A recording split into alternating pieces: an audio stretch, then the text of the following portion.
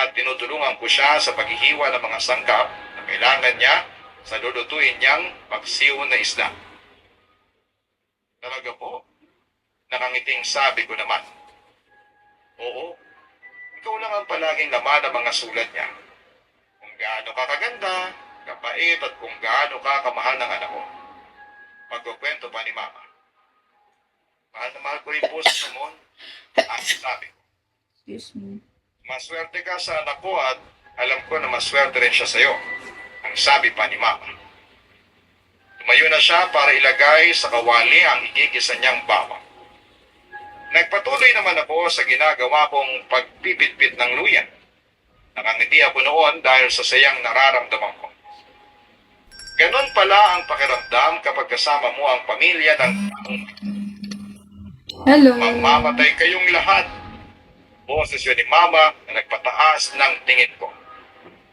Nakatalikod siya mula sa akin at nabala sa ginagawa niyang pagigisa ng bawang. Ano pong sabi niyo? Tugon ko kahit malinaw kong narinig ang mga salitang binitawan ni Mama. Nakangiting lumingon sa akin si Mama. Ang sabi ko sana mabigyan niyo kagad kami ng apo ng asawa ko. Tugon naman ni Mama. Napatungo at pilit ng ngiti ang naging tugon ko kay Mama. Hindi kasi yun ang narinig kong sinabi niya kanina. Pero baka gunig-gunig ko lang yon kung ano man ang narinig ko na yon. Ay,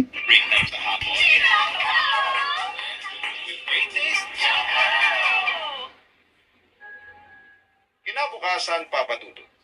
Malungkot na pangyayari ang bumungad sa aming umaga.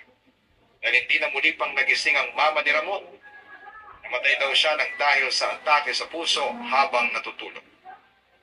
Labis ang pigating naramdaman naming lahat sa bahay. Kahit ilang linggo pa lamang akong nakatira sa bahay nila. Sobrang akong napamahal kay Mama. Mabait kasi siya, maasikaso at talagang tinuturing niya ako bilang anak niya. Pero mula nang malibing siya, ang papa ni Ramon ang pinaka naapektuhan sa lahat. Naging malungkutin at tahimik si Papa. Madalas na tulala at hindi makausap. Hindi na rin tuloy ito nakakapasok sa trabaho niya. At si Ramon na ang sumalon ng lahat ng gastusin namin noon.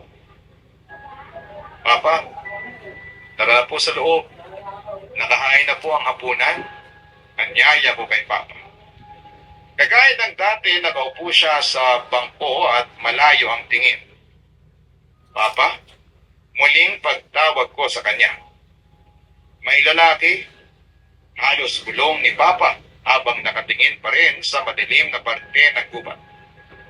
Sino pong lalaki? Tanong ko. Ayun no. David daw ang pangalan niya, kumakaway siya dito. Pagturo pa ni Papa.